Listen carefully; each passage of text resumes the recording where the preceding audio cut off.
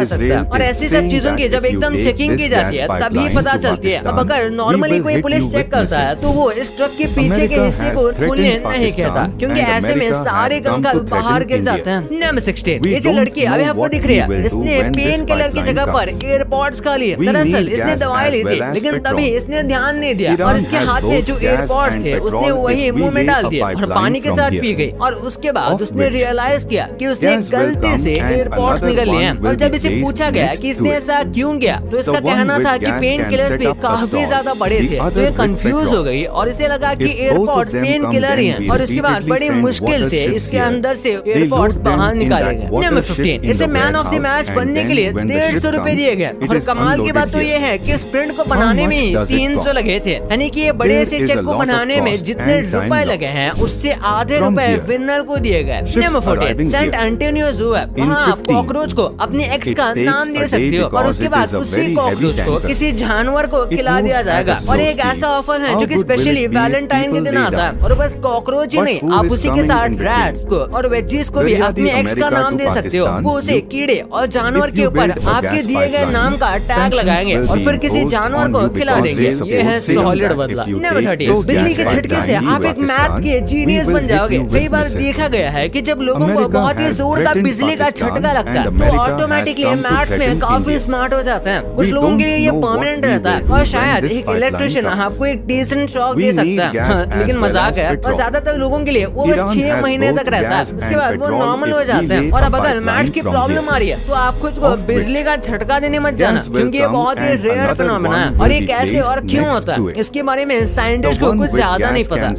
क्या आपको पता है कोलगेट जो है वो आपको स्मार्टफोन फ्री में दे रहा है? ये कोई हमारी तरफ से प्रमोशन नहीं है, इसे कोलगेट देना चाहे तो दे भी सकता है।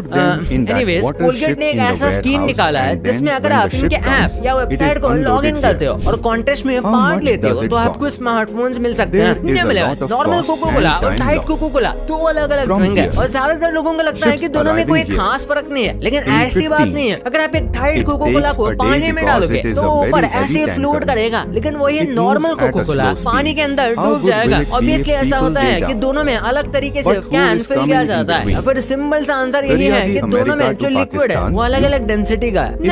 अगर आप अपनी कार से एयरपोर्ट तक जा रहे हो और सेफली आप एयरपोर्ट तक पहुंच गए तो आपने अपनी जर्नी का सबसे रिस्की पार्ट कवर कर लिया है, क्योंकि एक कार की कंपैरिजन में एयरप्लेन काफी ज्यादा सेफ होते हैं और रियलिटी में क्रैशेस बहुत कम होते हैं। और इसीलिए घर से एयरपोर्ट तक कार में जाना एयरप्लेन में बैठकर ट्रैवल करने से ज्यादा रिस्की होता है।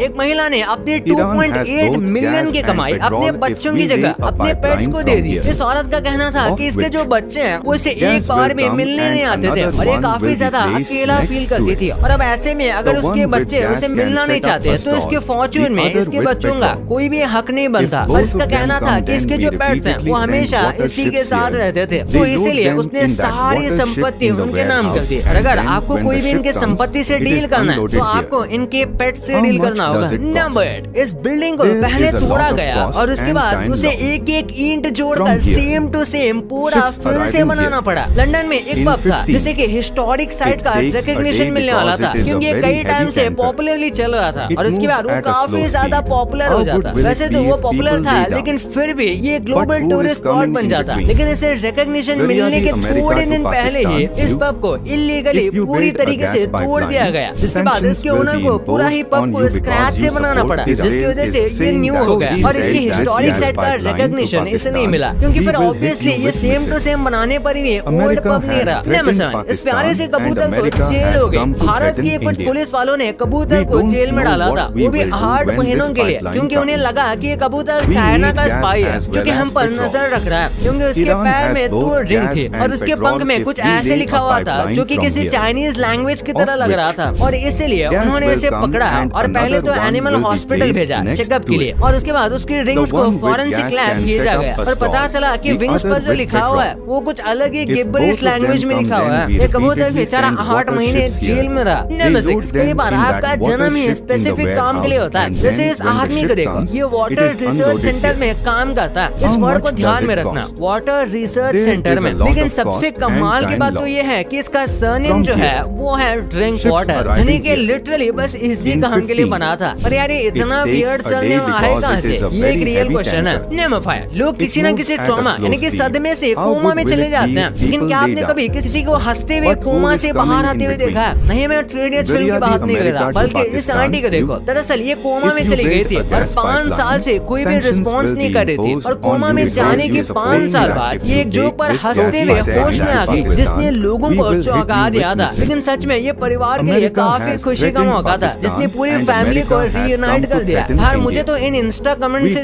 कुछ ज्यादा फनी नहीं लगता, तो शायद ये इंस्टा जोक्स बोलने पर भी कोई उठ जाए। नंबर 4, यार ये कोई फैक्ट नहीं है बल्कि एक मीम है। जैसे कि एक सीट बेल्ट लगाने से आपकी राइड सेफ हो जाती है, तो बिल्कुल वैसे ही सीट बेल्ट के साथ साथ एक ऐसा मास्क लगाने से 50% कम एक्सीडेंट हो जाएंगे। ऑब्वियसली ये बस एक मजाक है, लेकिन ऐसे कार्टून्स को 90s के टाइम में लोग सच में काफी सीरियसली लेते थे, क्योंकि तभी कुछ ऐसे ही कार्टून्स के जरिए एडवर्टाइजमेंट की जाती थी और वार्निंग्स भी दी जाती थी। नंबर 3, लोगों का मानना है कि अगर डॉग्स के साथ खेला जाए तो मूड काफी अच्छा हो सकता है, और इसीलिए इस चीज को एक थेरेपी की तरह यूज किया जाता है। ये बहुत ज्यादा हैप्पी और प्लेफुल डॉग्स को बच्चों के साथ खेलने के लिए भेजते हैं, और आप देख सकते हो कि ये डॉग इस काम को करके कितने ज्यादा खुश हैं। अगर दरवाजा खोलते ही आपके सामने इतना प्यारा सा कुत्ता ऐसे स्माइल देकर खड़ा हो तो किसका मूड खराब रहेगा। ये थेरेपी डॉग सच में अपना काम परफेक्टली कर रहे हैं। नंबर 2, मूवीज तो हम सब देख लेते हैं, लेकिन उससे भी ज्यादा कमाल की होती है उनकी बिहाइंड द सीन, जो कि खासकर हम जैसे वीडियो मेकिंग इंडस्ट्री लोगों को बहुत फैसिनेटिंग लगती है। जैसे कि रिसेंटली रिलीज हुई फ्रेडी मूवी में ये दांत वाला सीन है, लेकिन लोगों के रोंगटे खड़े कर देता है। अब इसको शूट करने के लिए आप देख सकते हो कि किस तरीके से इसे मेकअप किया गया था और कैसे इसे शूट किया गया था। लेकिन बीच में तो ये हंसी मजाक तो करते हैं, लेकिन कैमरा स्टार्ट होती है ये एकदम पूरा माहौल बदल जाता है। बिल्कुल वैसे ही जब किसी फिल्म का कोई फाइटिंग सीन शूट होता है तो बहुत ज्यादा खतरनाक एक्शन चाहिए होता है। जैसे यहाँ पर आप देख सकते हो कि रोहित शेट्टी यहाँ पे इस फाइटिंग सीन को कैसे शूट कर रहे हैं। आप देख सकते हो कि कितना ज्यादा फास्ट मूवमेंट है, सब अपना काम करते जा रहे हैं और कुछ भी गलती नहीं कर रहे, और गलती करने पर इस पूरे सीन को स्क्रैच से शूट करना पड़ेगा, जिसमें बहुत मेहनत जाती है। तो ये सच्ची कमाल का बिहाइंड द सीन है। और उसके बाद सलमान खान की किक मूवी का ये फेमस साइकिल वाला सीन तो आपको पता ही होगा, जो कि लास्ट में आता है। तो इस सीन को शूट करने के लिए सच में सलमान खान ने साइकिल चलाई थी और थोड़ा बहुत स्टंट किया था। ऐसे तो सलमान खान एक्टिवली साइकिल चलाते हैं, इसलिए उन्हें ज्यादा प्रॉब्लम नहीं हुई। और आप देख सकते हो कि पीछे कितनी बड़ी ग्रीन स्क्रीन है, जिसे फिर एडिट करके ये कार वाला सीन यहाँ डाल दिया गया था। और फिर एक साइकिल वाला सीन है जिसमें बहुत सारे लोग साइकिल चलाते हैं, और इसको एकदम रॉ तरीके से शूट किया गया था, जिसमें डायरेक्टर और क्रू ट्रक में थे और रोड को कुछ देर के लिए खाली करवाया गया था ताकि बहुत भीड़ ना हो जाए। अब सलमान खान की एक बहुत पुरानी फिल्म है, लेकिन मैं ये आपके साथ शेयर करना चाहता हूँ ताकि आपको पता चले कि फिल्म मेकिंग में काफी मेहनत लगती है। जैसे कि बस एक कुछ सेकंड की क्लिप और फोटो निकालने के लिए कितने सारे टेक किए गए हैं आप इसमें देख सकते हो। जबकि ये सबके सब एक्सपर्ट हैं, उसके बाद भी इन्हें बार बार सीन को करना पड़ता है, क्योंकि बताता है कि एक्टिंग करने में सच में काफी मेहनत लगती है। नंबर 1, मुकेश अंबानी का जो घर है उसे बनाने के पीछे काफी ज्यादा दिमाग लगाया गया है। उसके हर एक फ्लोर पे एक अलग चीज को ही कम्प्लीटली अलग थीम और ये अलग अलग हैंडमेड डेकोरेशन से बना हुआ है, यानी कि हर एक फ्लोर पर आपको कुछ नया देखने मिलेगा। जैसे कि सबसे पहले तो 6th फ्लोर की इसमें बस पार्किंग है, फिर एक फ्लोर पर हैंगिंग गार्डन है, पूरे घर के अंदर ही 3 हेलीपैड है, और उसके बाद यहाँ पर एक फ्लोर है जहाँ पर स्पेशली बहुत ही ज्यादा बड़ी जगह मंदिर के लिए दे दी गई है, क्योंकि हर जगह में कोई मंदिर होता ही है। उसके बाद पूरे स्टाफ का एक रूम भी है जो कि करीब 600 लोगों का है, और यहाँ कंप्लीट 5 स्टार ट्रीटमेंट मिलता है, यानी कि बड़े किचन और अलग से इक्विपमेंट रखने की जगह। अब इसी घर के अंदर स्पा है, एक फ्लोर पर पूरा योगा रूम है, और जिम तो ऑब्वियसली होगा ही जो कि काफी बड़ा है, और उसके साथ jacuzzi, special bathroom, special hot bath tubs, और पूरे बिल्डिंग में कई अलग अलग जगह पर पूल्स हैं, इंडोर और आउटडोर, यहाँ तक कि डांस और अलग अलग टाइप के स्टूडियो और स्पेसेस हैं, अगर किसी को कुछ और बनाना है तो। यानी कि अगर आपको